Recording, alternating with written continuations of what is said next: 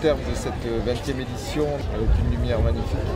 Peux-tu nous donner à chaud ton impression de cette fête? Alors, il y a plusieurs points à aborder. C'est une fête un peu particulière cette année, puisque déjà il y a eu un énorme succès, je pense, au niveau de la fréquentation. Une meilleure organisation que les autres années, puisque du fait qu'on accueille ces grands voiliers, la fête du vin s'est étendue sur un peu plus de 2 km, donc ce qui est quand même énorme d'un point de vue facilité, d'accessibilité, autant pour les gens qui exposent, autant pour les gens qui visitent. Je pense que c'est un succès, mais voilà, un succès pour la ville. J'ai même pas le mot pour apprécier un petit peu ce qui se passe en ce moment. Après, pour moi, sur un point de vue du musée, on a fait une exposition en parallèle avec les deux musées du vin, du négoce, de l'histoire maritime.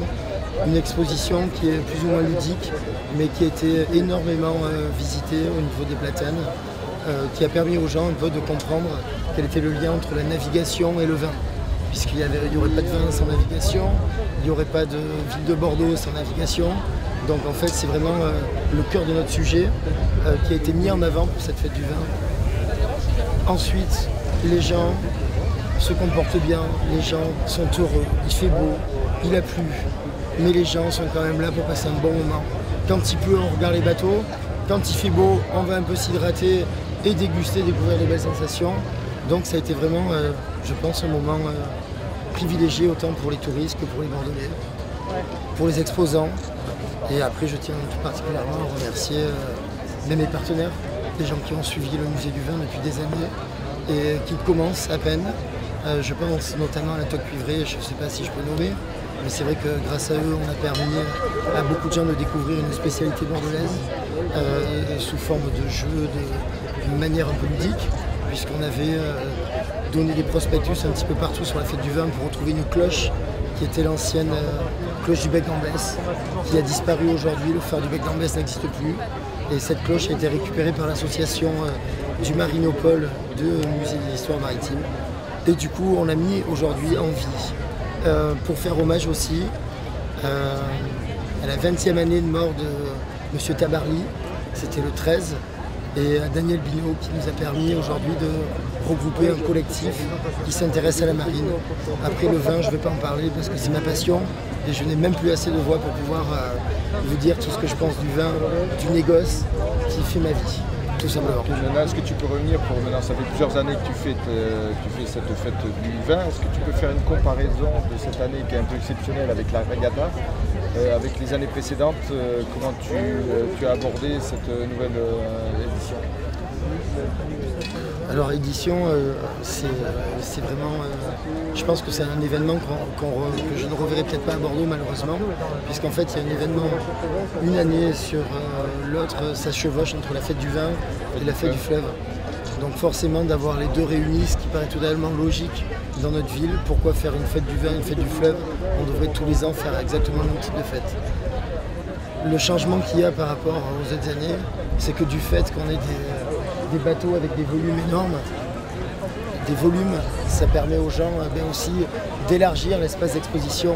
Et du coup, comme je disais au départ, on a des quais aujourd'hui qui sont depuis le pont de Pierre jusqu'au hangar 14, jusqu'à la rue Bory, jusqu'au musée. On a les quais qui sont remplis, aérés, les gens sont bien. Et vous voyez, il n'y a pas de mots pour décrire ce qui se passe. On a une bonne ambiance à Bordeaux, on a une belle ville et comparé aux autres années où on reste restreint sur des petites surfaces, les bateaux ont permis d'agrandir et d'aérer cette belle fête du vin.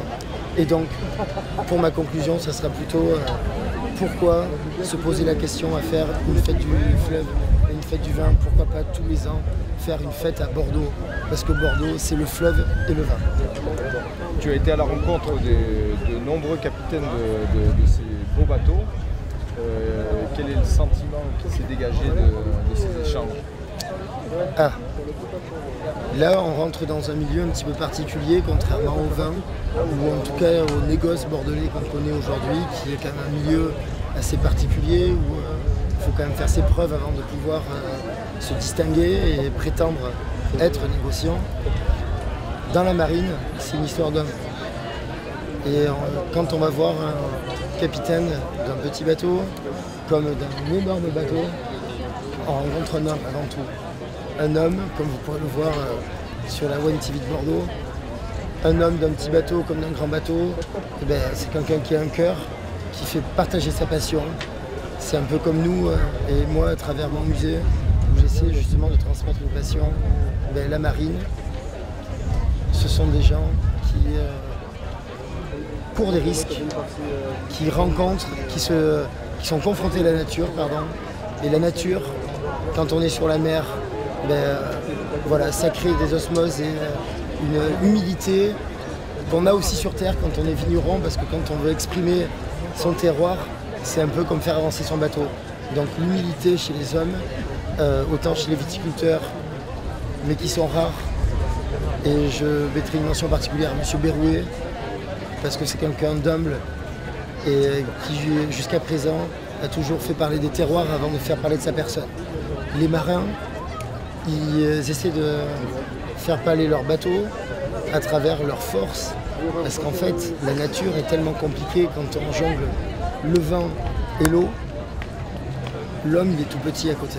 C'est pour ça que les rapports qu'on a pu avoir en allant offrir un petit souvenir de Bordeaux à toutes ces personnes, tous ces capitaines de bateaux, petits ou grands comme je vous disais, ben on a rencontré en définitive le même type de personnage. Les bateaux écoles, il y a des règles, les bateaux militaires, il y a des règles, les bateaux associatifs, c'est complètement différent. En revanche, les capitaines, c'est comme les présidents. C'est des hommes. C'est des hommes. D'accord.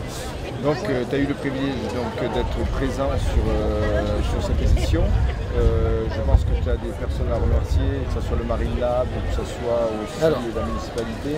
Effectivement, la participation cette année à cette belle fête m'a été offerte par Bordeaux Grands Événements, puisque le musée du vin et le musée d'histoire maritime, qui sont rue Bory, dont je suis membre fondateur des deux côtés forcément, a été sollicité pour pouvoir préparer une exposition au grand public, donc sous les platanes comme je disais tout à l'heure. Et effectivement,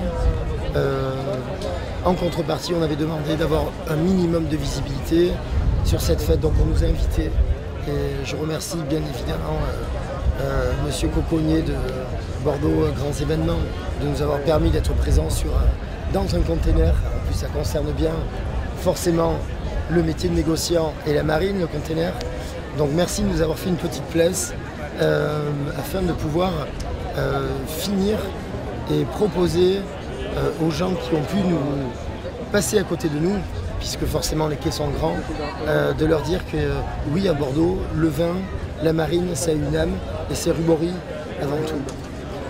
Donc mes partenaires du jour, les gens qui nous ont soutenus réellement, ben, c'est les gens qui nous accueillent, c'est Bordeaux Grands Événements, c'est l'école du vin, c'est le CIVB, c'est la mairie de Bordeaux, c'est bien forcément le département, la Gironde, la Nouvelle-Aquitaine. La Nouvelle-Aquitaine aujourd'hui, je pense qu'on a soudé de vraies valeurs entre non seulement les AOC du vin, mais toutes nos appellations d'origine contrôlée. Il y a des vaches dans nos régions. On peut les goûter dans notre région, suivant où on les goûte, on n'a pas les mêmes saveurs, c'est comme nos vins. Et nos fleuves à remonter, il y en a 5. Et honnêtement, le Lyon qui est représenté pour une nouvelle région, qui représente les 5 principaux canaux qui ont été aussi les canaux de la vie pour transporter, pour vivre. Mais voilà, on a une région qui est unique et merci à la région, merci au soleil, merci à toutes ces personnes qui nous ont étoilés auparavant et qui nous permettent aujourd'hui voilà, de naviguer, de vivre, de filmer, de déguster et de partager un moment. Et on va faire comme les capitaines. Terminer par ces bonnes paroles. Merci beaucoup. Et puis on va aller boire quelques derniers. On va aller se boire quelques derniers verres. Allez, c'est parti.